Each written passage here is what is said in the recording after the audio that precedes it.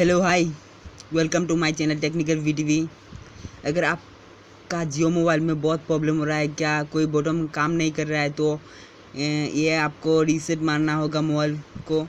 तो आपको ये जो प्रॉब्लम हो रहा है वो नहीं होगा।